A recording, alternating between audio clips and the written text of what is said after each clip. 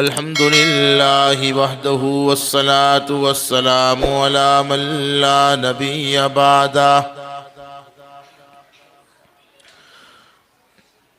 أعوذ بالله من الشيطان الرجيم. بسم الله الرحمن الرحيم.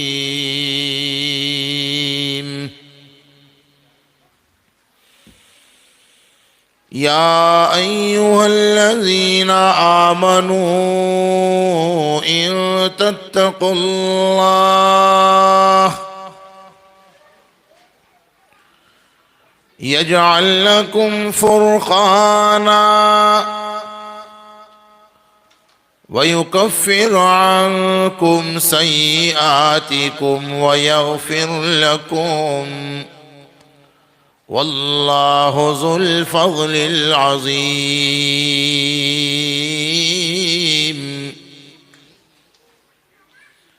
صدق الله مولانا العظيم وصدق رسوله النبي الأمي الكريم ونحن على ذلك لمن الشاهدين والشاكرين والحمد لله رب العالمين.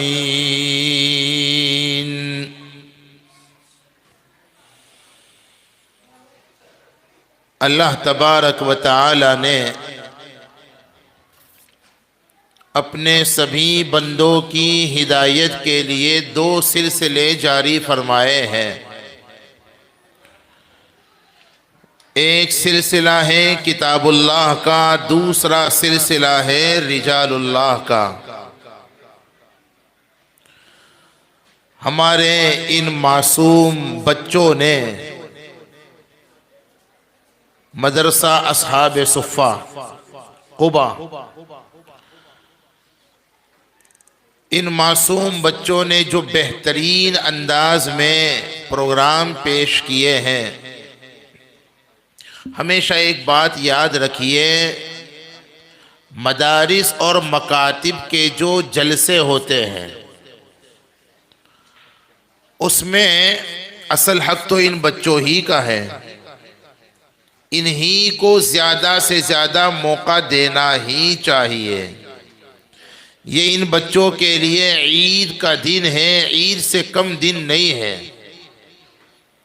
جتنے یہ خوش ہیں ہم تو سمجھتے ہیں ان کے والدین بھی بولو اتنے ہی خوش ہوتے ہیں کہ نہیں؟ اور جتنے ان کے والدین کو خوشی ہوتی ہے قریب قریب اتنی ہی خوشی ان کے اساتذہ کو، بلکہ بعض اوقات ان کے اساتذہ کو زیادہ خوشی ہوتی ہے. اس کی وجہ ظاہر ہے، ان بچوں کو اسٹیج پر پروگرام پیش کرنے کے قابل ماں باپ نے نہیں بنایا. یہ ضرور ہے کہ ماں باپ کی دعائیں اور ماں باپ کی مخلصانہ فکریں ضرور شامل ہیں، لیکن اصل محنت ان بچوں کے پیچھے کس کی ہے؟ ذرا بولو بھائی. ہاں جی، اساتذہ کی ہے کہ نہیں؟ میں آپ سے پوچھ رہا ہوں اصل محنت کن کی ہے؟ ان اساتذہ کی ہے. اس لیے اساتذہ جب اپنی محنت کا ثمرہ، اپنی محنت کا پھل بچوں کے بہترین پروگرام کی شکل میں دیکھتے ہیں تو میں غالباً کا لفظ بھی احتیاطاً استعمال کرتا ہوں، بچوں کے ماں باپ سے زیادہ مولانا شاہد صاحب ہیں اور حافظ عبد القریم اور افسار بھائی وغیرہ، یہ جتنے بھی اساتذہ اور یہ محنت کرنے والے، ان کو زیادہ خوشی ہوتی ہے. واقعہ یہ ہے کہ اس مدرسے میں اگرچہ بچوں کی تعداد کم ہے، تقریباً 60-70 بچے ہیں اور 3 اساتذہ ہیں، لیکن حضرت مولانا شاہد صاحب جو ابھی مدرسے کے اس جلسے کا پورا نظام سنبھال رہے تھے اور وقتاً فوقتاً اپنی کارگزاریاں بھی پیش کر رہے تھے. ہم نے بھی سنا، آپ نے بھی سنا. آپ کا حال مجھے معلوم نہیں. واقعہ یہ ہے میں باوضو مسجد میں بیٹھا ہوں، مجھے بڑا اچھا لگا اور میں بڑا متاثر ہوا اور مجھے یہ احساس ہوا کہ ان کی بہت مخلصانہ محنت ہے. اللہ تبارک و تعالی حضرت مفتی رضوان صاحب کی سرپرستی کو بھی اور ان علماء اور یہاں کے اساتذہ کی فکروں اور محنتوں کو اور جتنے بھی ہمارے مخلصین ہیں سلطان بھائی اور ان کے تمام دوست اور رفقا، سبھی کو اللہ تبارک و تعالی بے انتہا قبول فرما لے. زور سے سارا مجمع، زور، بچے نہیں، مجمع سے میں کہہ رہا ہوں. جن کو آمین کہنا چاہیے وہ خاموش ہیں، یہ بچے ہیں تو وہ زور سے بول رہے ہیں. آپ سارا مجمع اللہ سبھی کو قبول فرما لے، آمین. واقعہ یہ ہے کہ ایک بچے نے مدرسے کی اہمیت پر جو تقریر، میں ایک بات جو کہنا چاہتا تھا وہ ابھی سن لیجئے. اور یہ حقیقت ہے کہ یہ بچوں کے پروگرام بھی اصل میں بہترین پیغام ہے. اور یہ اساتذہ کچھ پیغام دینے ہی کے لیے الگ الگ پروگرام ترتیب دیتے ہیں. اپنے اپنے علاقے کی ضرورتوں کو سامنے رکھ کر کے عموماً فکر مند اساتذہ اور سمجھدار اساتذہ اپنے علاقے کے ماحول، یہاں کی خرافات وغیرہ کو سامنے رکھ کر مکالمے اور پروگرام وغیرہ تیار کرتے ہیں. تو آنے والے جو مہمان ہوتے ہیں علماء کرام، ان کے بیان میں جہاں اللہ کے فضل سے بہت سی ہدایت، نصیحت اور عبرت کی باتیں ہوتی ہیں، ان کے بیان سے پہلے ان بچوں کے پروگرام میں بھی بہت نصیحت اور ہدایت کی باتیں ہوتی ہیں.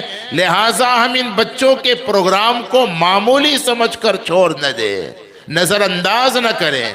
ٹھیک ہے بھائی؟ بہرحال بچے نے ایک بات پیش کی تھی، وہی میں اپنے انداز میں کہنا چاہتا ہوں. اللہ نے ساری انسانیت کی ہدایت کے لیے 2 سلسلے جاری فرمائے ہیں. ایک سلسلہ ہے کتاب اللہ کا، دوسرا سلسلہ ہے رجال اللہ کا. کتاب اللہ سے مراد اللہ کی، بولو کتابیں. کتاب اللہ سے مراد اللہ کی کتابیں، اور رجال اللہ سے مراد حضرت آدم سے رحمت عالم، سب کہو صلی اللہ علیہ وسلم تک جتنے بھی انبیاء اور رسول گزرے ہیں وہ مراد ہے. تو یہ تو ساری دنیا کی انسانوں کی ہدایت کے لیے. اچھا، اللہ کی کتابوں میں آخری کتاب کون ہے؟ قرآن پاک. بچوں تم جواب مت دو، تم آہستہ سے، بالکل آہستہ سے. آپ لوگ میری ہر بات کا جب آپ سے پوچھا جائے جواب دیجئے. کتاب اللہ سے مراد اللہ کی کتابیں، جن میں سب سے بڑی اور سب سے آخری اور سب سے جامع کوئی کتاب ہے تو قرآن پاک. اور رجال اللہ سے مراد جیسا کہ ابھی آپ نے سنا، حضرت آدم سے لے کر رحمت عالم صلی اللہ علیہ وسلم تک جتنے بھی انبیاء اور رسول گزرے ہیں، تمام کے تمام انبیاء میں سب سے آخری نبی اور امام الانبیاء والمرسلین، سید الاولین والآخرین، شفیع المذنبین، محبوب رب العالمین، جناب محمد الرسول اللہ صلی اللہ علیہ وسلم ہے. میں کوئی تفصیلی گفتگو شاید نہیں کر پاؤں گا، اس لیے رجال اللہ کو ابھی ہم نہیں لیتے ہیں. کتاب اللہ بھی اللہ نے انسانوں کی ہدایت کے لیے نازل فرمائی، قرآن پاک کو. ٹھیک ہے نا؟ اور صرف مسلمانوں کی ہدایت کے لیے اللہ نے قرآن کو نازل نہیں کیا، سارے انسانوں کی ہدایت کے لیے اللہ نے قرآن کو نازل کیا. اس کا اعلان بھی اللہ نے قرآن پاک میں فرمایا، شہر رمضان الذی انزل شهر رمضان الذي ينزل فيه القرآن هدى للناس. اللہ نے رمضان میں قرآن نازل فرمایا ساری انسانوں کی ہدایت کے لیے. بہت غور سے ایک ایک جملہ سنیے گا، کچھ پیغام دینا چاہتا ہوں. ذرا اسے کھول لیا، آپ پنکھا کر دیں مجھے تھوڑا سا.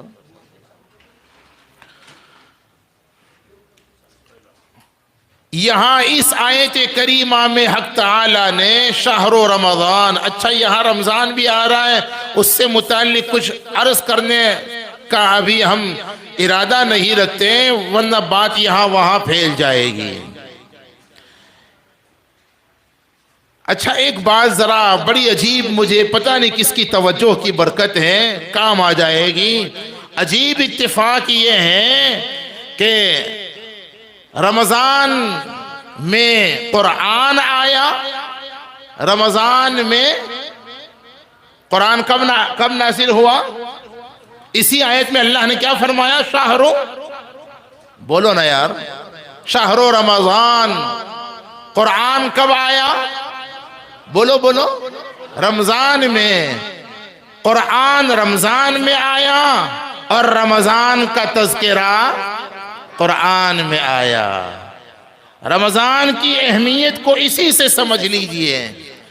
12 مہینے سبھی اللہ کے مہینے ہیں.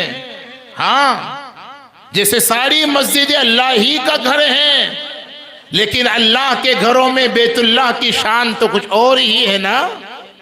سارے مہینے اللہ ہی کے ہیں، ربیع الاول بھی، ربیع الاخر بھی، شوال بھی، شعبان بھی، لیکن رمضان کی شان ہی کچھ اور ہے. رمضان کا تذکرہ قرآن میں، اور قرآن آیا رمضان میں. قرآن آیا رمضان میں، اور رمضان کے علاوہ کسی مہینے کا صاف صاف نام قرآن میں نہیں. اس لیے کہا کرتا ہوں رمضان آیا، قرآن آیا رمضان میں، اور رمضان کا تذکرہ آیا قرآن میں. رمضان کا احترام کرو گے انشاءاللہ. یاد بھی آ رہا ہے لیکن بات یہاں وہاں پھیل جانے کا ڈر ہے.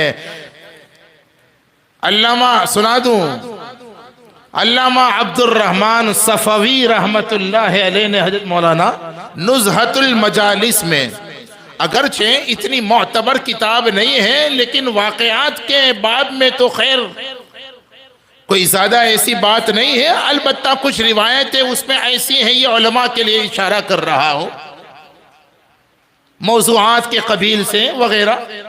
لیکن جہاں تک تعلقات ہے واقعات کا تو ظاہر بات ہے اس کی حیثیت تو الگ ہے، وہ حیثیت تو نہیں جو حدیثوں کی ہے.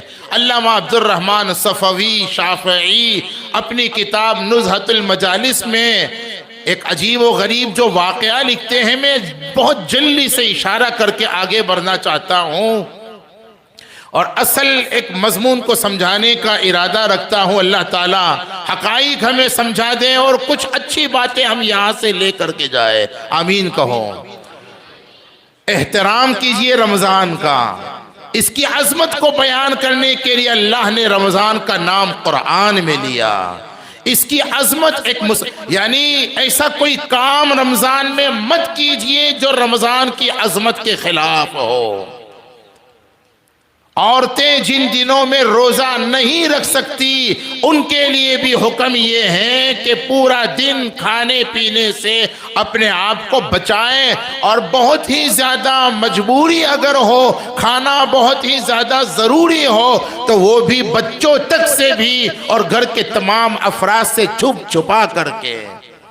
رمضان میں مسلمان ہو کر علانیہ کھانا پینا یہ رمضان کی عظمت کے خلاف ہے. مسلمان ہو کر کے رمضان میں چائے کی لاڑی دن کے اندر لگائیں اور رمضان کے دن میں ہوٹل چلائیں، کھانے پینے کے ہوٹل، یہ مسلمان کے لیے شایع نشان نہیں ہے، یہ رمضان کی عظمت کے خلاف ہے. اسی طرح رمضان میں مسلمان ہو کر کے کسی عذر کے بغیر روزہ نہ رکھے، یہ رمضان کی عظمت کے خلاف ہے۔ اسی طرح رمضان میں عبادت کا جو موسم ہے اس میں عبادت کرنے کے بجائے معصیت میں مبتلا ہو، کھلم کھلا بیڑیاں پھونک رہا ہو اور کھلم کھلا گالیاں بک رہا ہو اور خود تو بے روزہ ہو اور روزے دار مزدوروں اور روزے دار ماتحتوں سے محنت اور مشقت والے کام لیتا ہو، یہ رمضان کی عظمت کے خلاف ہے۔ رمضان کی بے حرمتی کرنے والے کے متعلق ہمارے علماء فرماتے ہیں خطرہ ہے کہ کہیں اللہ رمضان کی بے حرمتی کی وجہ سے اسے آخری وقت میں ایمان سے محروم نہ کر دے۔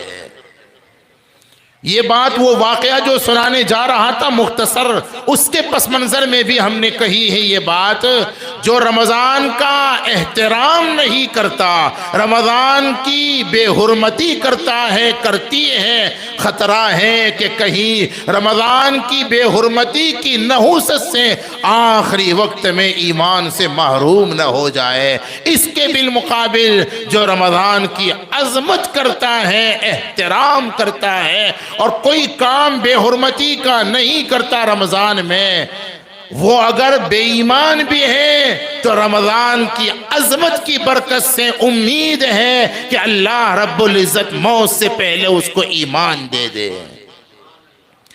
علامہ عبد الرحمن صفوی شافعی نے نزہۃ المجالس میں جو واقعہ لکھا ہے وہ یہی تھا۔ ایک بزرگ نے اپنے علاقے کا ایک غیر مسلم کو موت کے بعد دیکھا تو وہ جنت میں ٹہل رہا ہے۔ اس واقعے کا خلاصہ، تعجب سے پوچھا ابے بنیا تو یہاں کیسے؟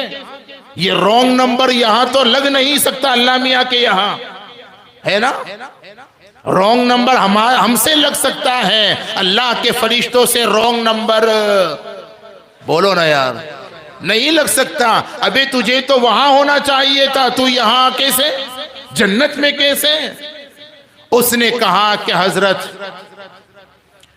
رمضان کی عظمت کی وجہ سے میرے بیٹے نے ایک مرتبہ رمضان کے دن میں علانیہ طور پر وہ کھانا کھا رہا تھا،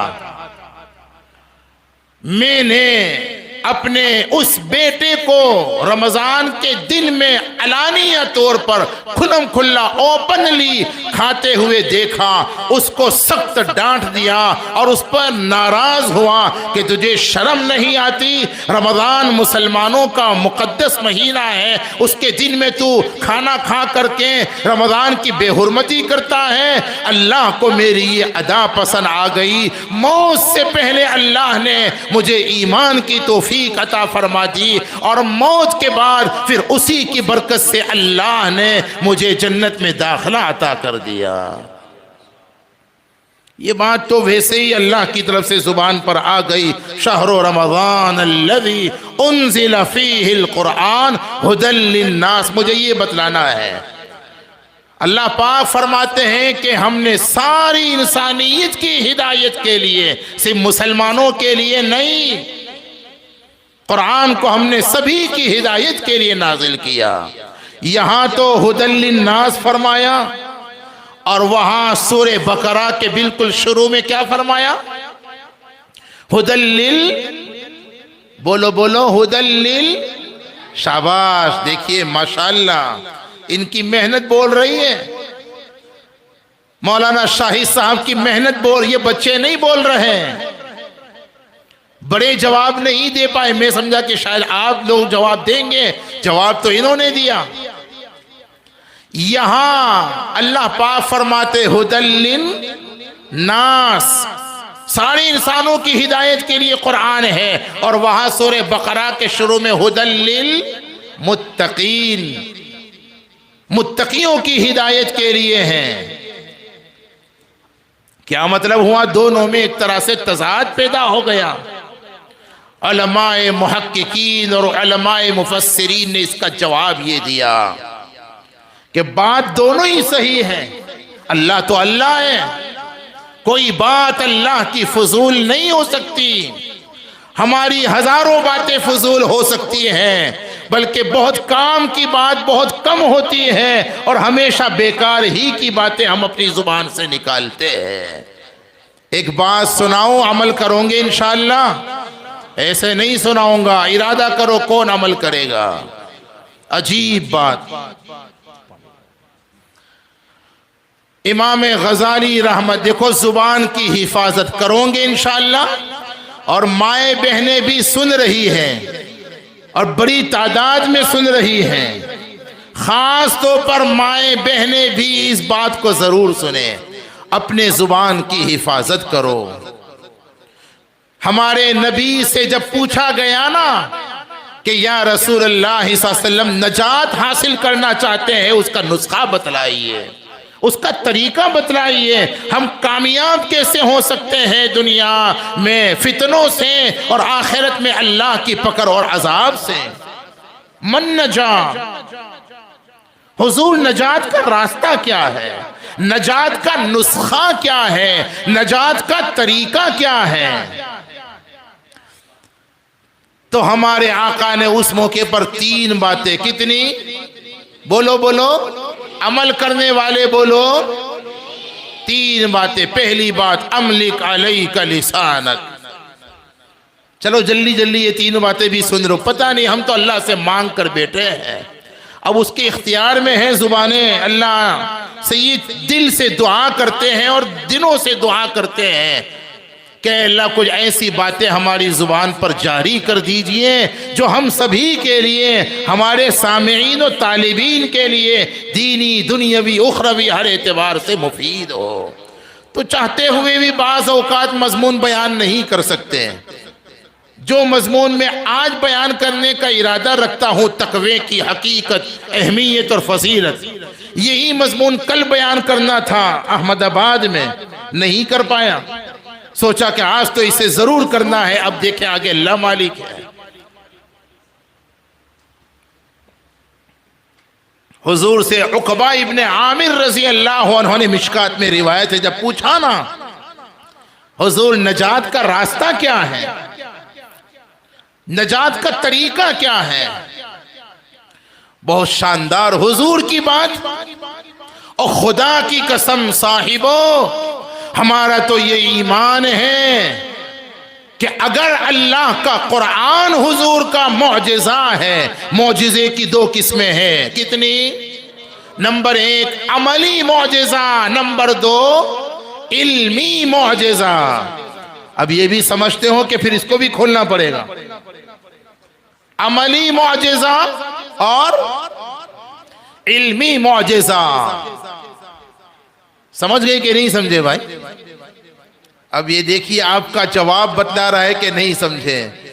حضور کے عمل سے کسی ایسے فعل کا اظہار ہوا دنیا والے اس سے عاجز آ جائے، جیسے اشارہ کیا تو چاند کے ٹکڑے ہو گئے، ہے نا؟ کیا کیا؟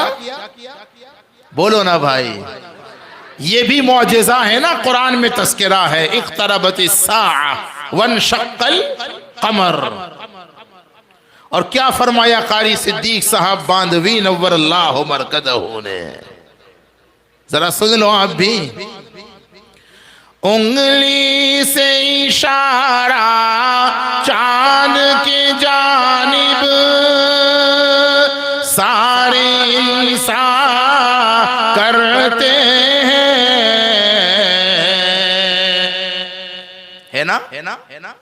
انگلی سے اشارہ چاند کی جانب، سارے انسان کرتے ہیں، انگلی سے چاند کے ٹکڑے کرنا سب کے بس کی بات نہیں، انگلی سے چاند کے ٹکڑے کرنا سب کے بس کی بات نہیں۔ اور بات جب آ ہی گئی ہے تو اسے ہی سن لو۔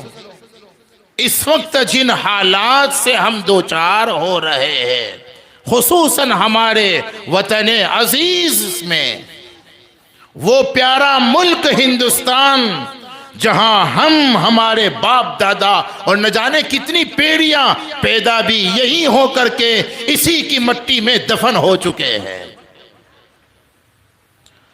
آج بدقسمتی سے اس ملک کی زمین کو انہی وفادار مسلمانوں کے لیے تنگ کیا جا رہا ہے نا؟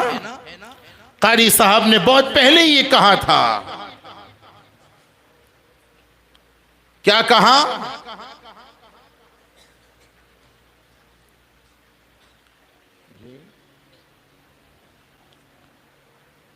میرے عزیزو، ظلم کفر کی ایسی ظلمت میں، دیکھو بدقسمتی سے ملک کے دستور کے خلاف، کیا کہا؟ ملک کے قانون کے خلاف بعض لوگ شرک کو رواج دینا چاہتے ہیں، زبردستی اسکولوں میں بچوں سے اور زبردستی آفسوں میں اپنے ملازموں سے شرک والی باتیں کہلوانا چاہتے ہیں اور شرک والے کام کروانا چاہتے ہیں۔ ہو رہا ہے کہ نہیں ہو رہا ہے؟ یہ چیز ملک کے دستور کے خلاف ہے کہ نہیں ہے؟ اسی کو کہا ہے کفر کی ایسی ظلمت میں ایمان کا بچانا مشکل ہے،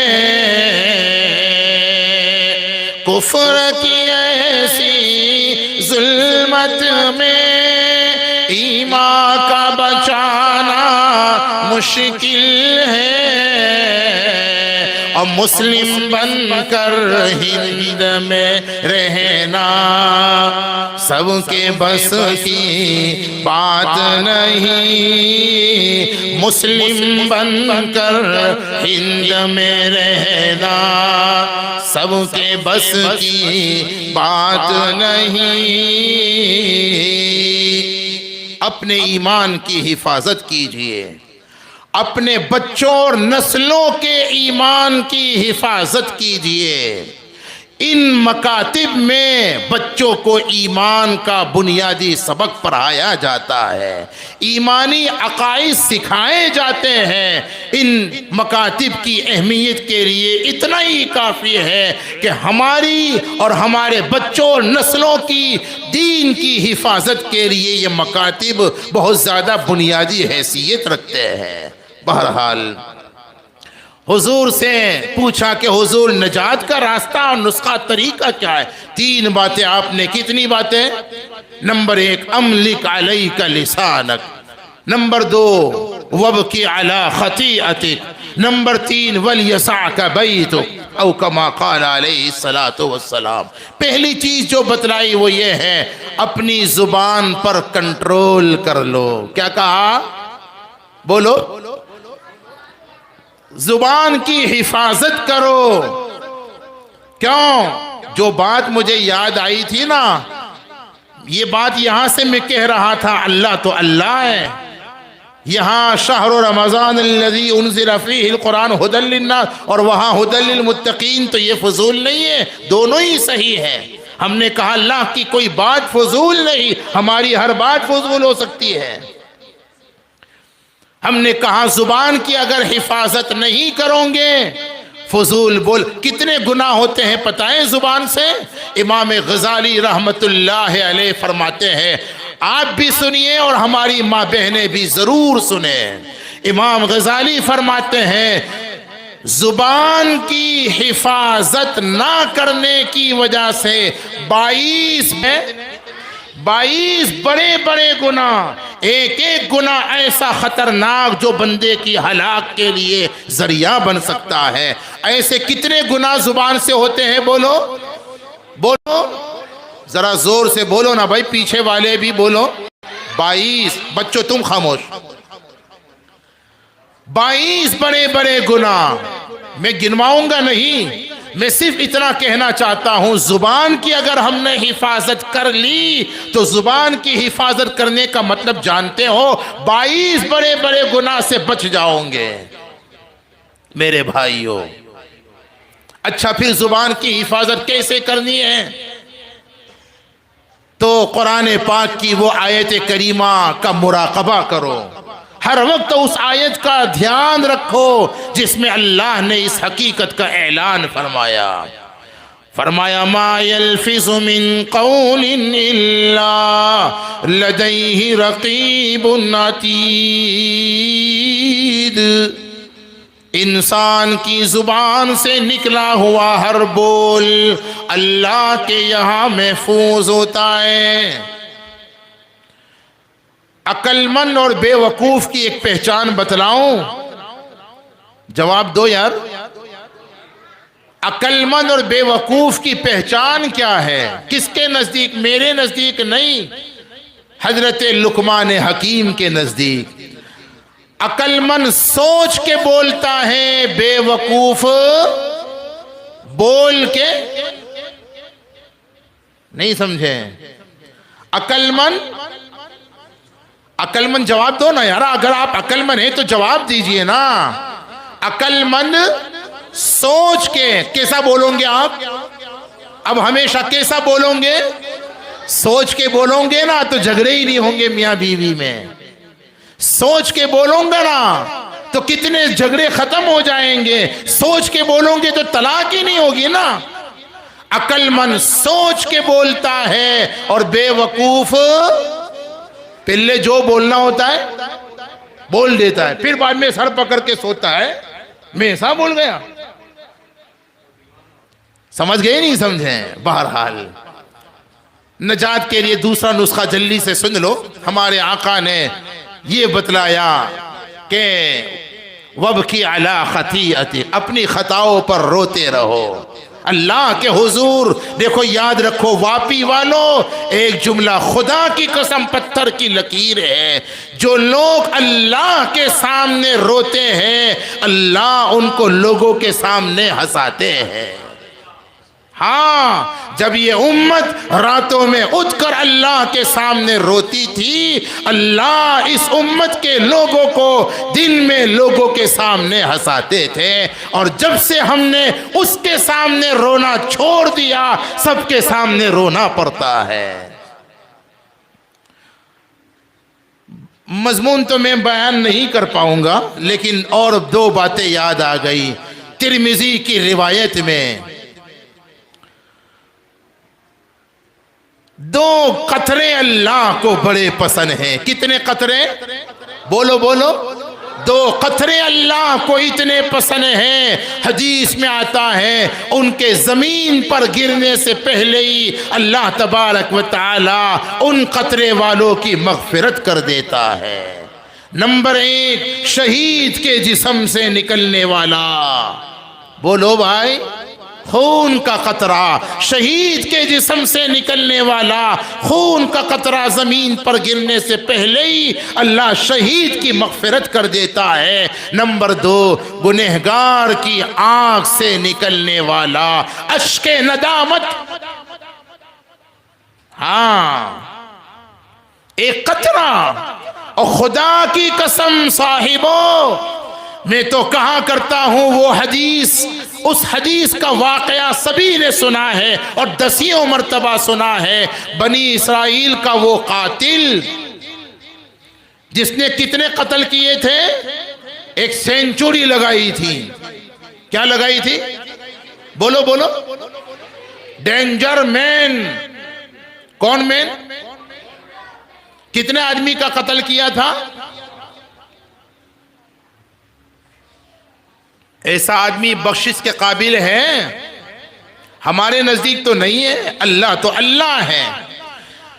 بہت تفصیلی واقعہ ہے اور اس کے ایک ایک جزو سے، ایک ایک حصے سے محققین نے کیا کیا باتیں عجیب و غریب ہدایت اور نصیحت کی ثابت کی ہے، میں اس میں نہیں جاتا، میں صرف ایک جملہ تاکہ ہم اللہ کے سامنے رونے والے بن جائے۔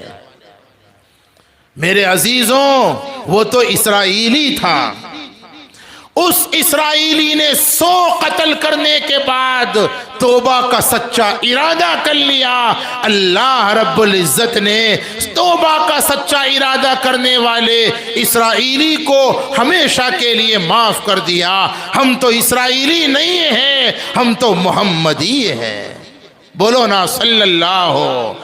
ہم تو اس نبی کے امتی ہیں جو راتوں کی تنہائیوں میں ہمارا ابا اتنا نہیں رویا ہماری مغفرت کے لیے جتنا ہمارا نبی رویا ہے نا؟ آخری وقت چل رہا ہے ہمارے آقا کا، اس وقت بھی ہمارے آقا کو اپنی بیوی اور بچے یاد نہیں آئے، یاد آئے تو امت کے گنہگار یاد آئے، رونے لگے۔ حدیث میں آتا ہے آقا کو روتے ہوئے دیکھ کر اللہ نے جبریل امی کو بھیجا، جاننے کے باوجود امت کا کتنا غم اور درد پیارے آقا کے دل میں ہے، اس کے اظہار کے لیے جبریل ذرا پوچھو تو صحیح میرے پیارے کو روتے کیوں ہو، کس بات کا غم ہے، درد ہے، فکر ہے؟ جبریل کے پوچھنے پر آقا نے رونے کی وجہ بتلائی، یا اللہ مجھے میری امت کے گنہگاروں کا غم ہے، فکر ہے، میں تو جا رہا ہوں، میرے بعد میری امت کے لیے پتہ نہیں کون روئے گا۔ رو رہے ہیں نزاع کی حالت میں۔ کسی عاشق نے کیا کہا، نزاع میں یہ احساس کا عالم یاد جو آئی امت عاصی،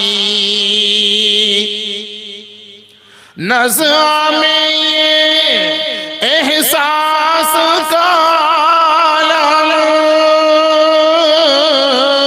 یاد جو آئی امت عاصی، چشم مبارک ہو گئی پرنم صلی اللہ علیہ وسلم۔ اور بھی ایک بات آقا کی محبت دل میں آ جائے اس کے لیے میں بتلاتا ہوں۔ جب وہ قرآن کی آیت نازل ہوئی تھی نا جس میں ہمارے آقا سے اللہ نے وعدہ کیا، فرمایا وَالضُّحَىٰ وَاللَّيْلِ إِذَا سَجَىٰ مَا وَدَّعَكَ رَبُّكَ وَمَا قَلَىٰ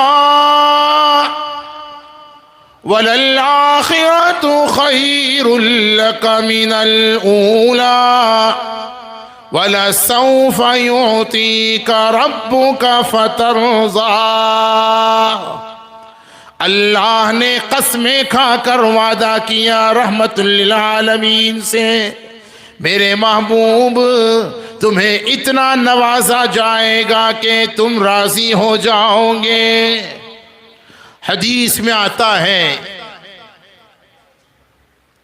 تفسیر عزیزی میں، مولانا اس آیت کریمہ کی تفسیر میں، تفسیر عزیزی میں شاہ عبدالعزیز محدث دہلوی یہ روایت لائے ہیں کہ یہ جو وَلَسَوْفَ يُعْطِيكَ رَبُّكَ فَتَرْضَىٰ نازل ہوئی نا، آقا نے قسم کھا لی، اللہ نے وعدہ کیا اس آیت میں کہ قیامت کے دن بھی تمہیں اتنا نوازا جائے گا کہ تم راضی ہو جاؤ گے۔ جب اللہ نے یہ وعدہ اس آیت میں کر لیا تو ہمارے آقا نے اس آیت کے نازل ہونے کے بعد قسم کھا لی کہ اللہ کے رحمت کی قسم، قیامت میں اللہ سے اس وقت تک راضی نہیں ہوں گا جب تک کلمہ پڑھنے والا ایک ایک امتی جنت میں داخل نہ ہو جائے۔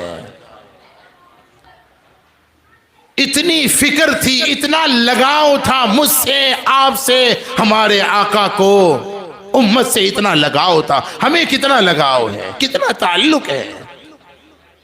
جس نبی کی سنتوں کو ہم چھوڑتے ہیں، جس نبی کے طریقے ہمیں پسند نہیں ہیں، اور جس نبی کے طرز پر شادیاں کرنا ہمیں اچھا نہیں لگتا، اس نبی کا حال یہ تھا۔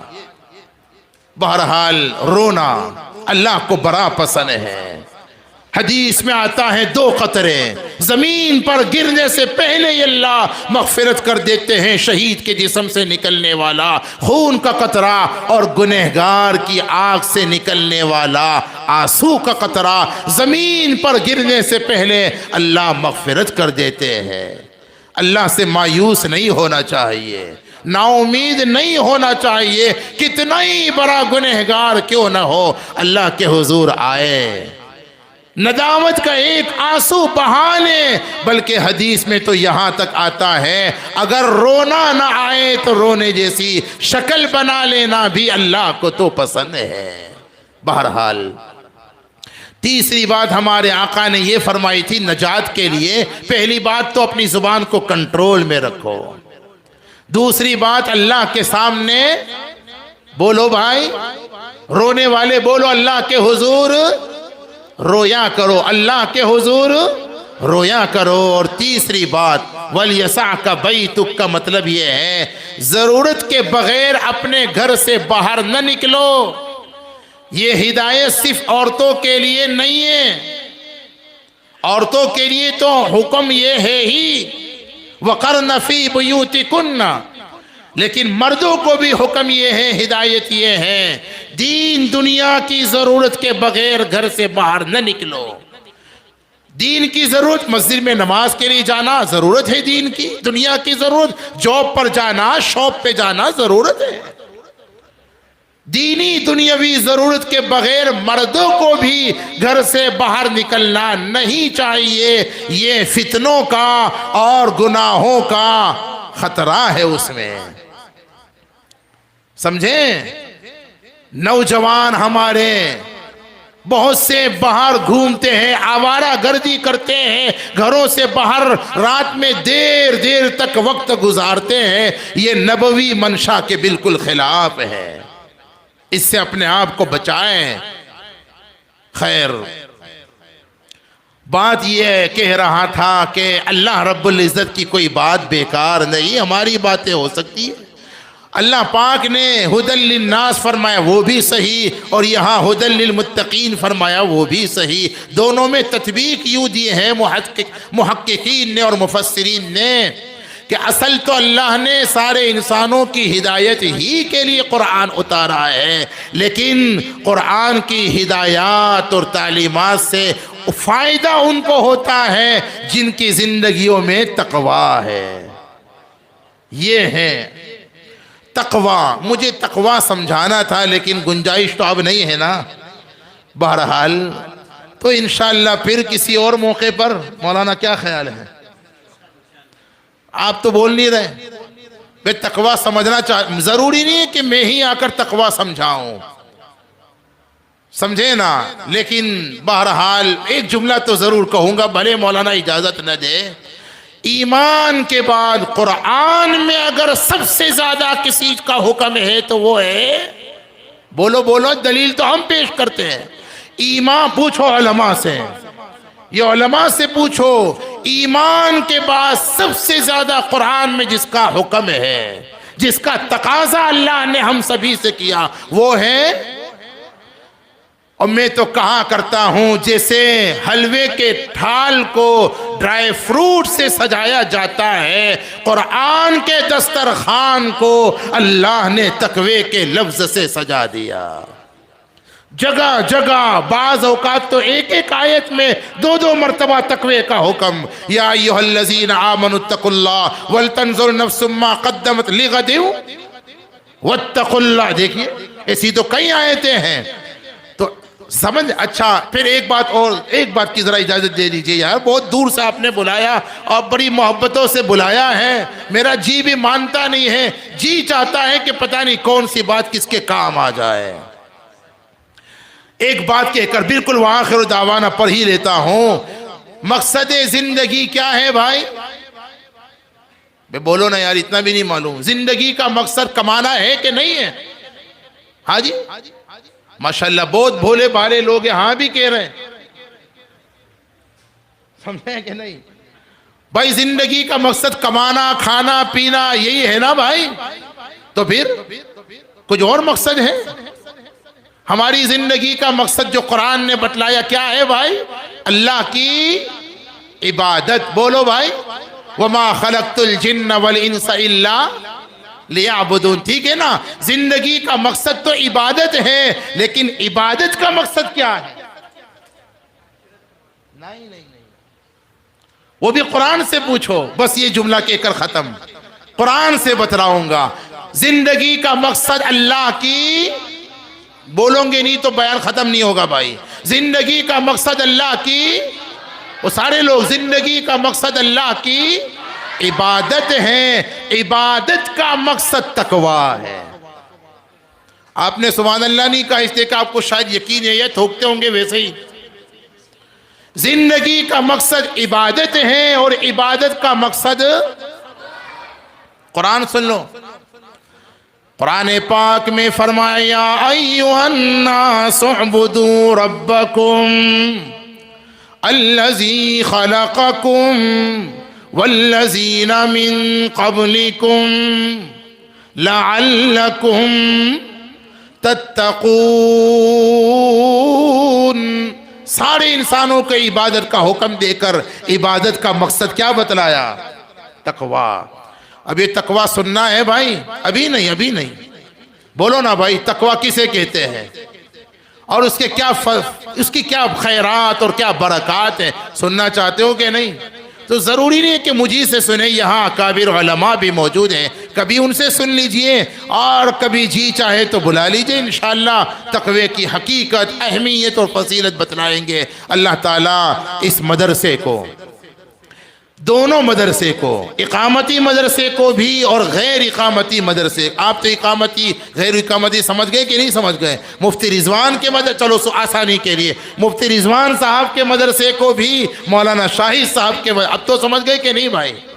ان دونوں مدرسوں کو، یہاں کے پڑھنے والے بچوں بچیوں کو، یہاں کے تمام ہی اساتذہ کو، تمام ہی منتظمین کو، معاونین کو، محسنین کو، اور محبت کرنے والوں کو، اور پوری بستی والوں کو اللہ پاک قبول فرما لے. آمین. وآخر دعوانا ان الحمدللہ رب العالمین.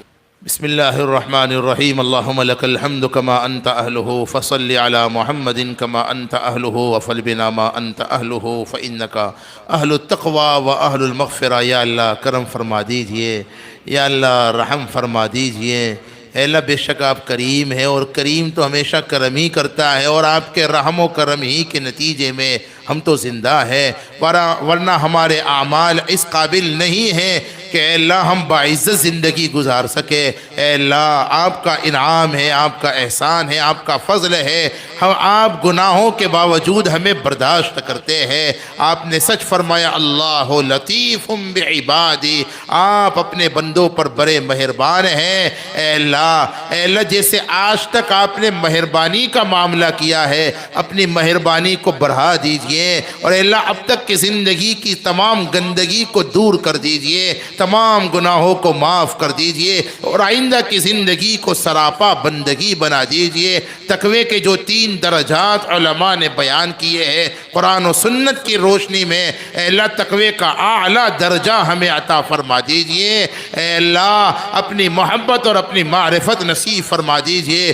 اس مدرسے کو اے اللہ یہاں اے اللہ جتنی بھی دین کی جو تعلیم دی جا رہی ہے، دونوں مدرسوں کو، یہاں کے تمام طلباء اور طالبات اور اساتذہ، معلمین اور معلمات کو، اور اللہ منتظمین کو، محسنین اور معاونین کو، اور پوری بستی والوں کو، اور ہم سبھی کو اے اللہ قبول فرما لے. جس کے دل میں جو جائز مرادیں ہیں اللہ اس کو پورا فرما، ہر خیر کو مقدر فرما، ہر شر سے حفاظت فرما. آقا نے جتنی خیر و بلائیوں کی دعائیں مانگے وہ سبھی کو قبول فرما. جن شرور و فتن سے پناہ مانگے اس سے ہماری پوری امت کی حفاظت فرما. اس جلسے کی کامیابی کے لیے جن لوگوں نے جس قسم کی قربانیاں دی، جس طرح سے بھی حصہ لیا، اے اللہ جس قسم کا بھی تعاون کیا، ہمیں تو کسی کا نام معلوم نہیں، لیکن آپ کو سبھی کا حال بھی معلوم ہے، نام بھی معلوم ہے، اور ہم تو ابھی بھول جائیں گے، لیکن آپ کی شان یہ ہے لا یضل ربی ولا ینسا۔ اے اللہ سبھی کو آپ اپنی شان کے مطابق ان لوگوں کی سوچ سے زیادہ بہتر دنیا آخرت میں بدلہ عطا فرما دیجئے، اور اے اللہ ان کے حسن سلوک سے، اے اللہ ان کے حسن سلوک کا جو اجر عظیم ہے، اے اللہ اس سے ان کی نسلوں کو اور ان کے مرحومین کو بھی محروم نہ کیجئے۔ اے اللہ قبول فرما لیجئے، اے اللہ قبول فرما لیجئے، قبول فرما لیجئے۔ وصلی اللہ وسلم وبارک علی محمد وبارک وسلم برحمتک یا رب۔ مبارک ہو شہ ہر دو سرا تشریف لے آئے، مبارک ہو محمد مصطفیٰ تشریف لے آئے، مولایا صلی وسلم دائما ابدا علی حبیبک خیر الخلق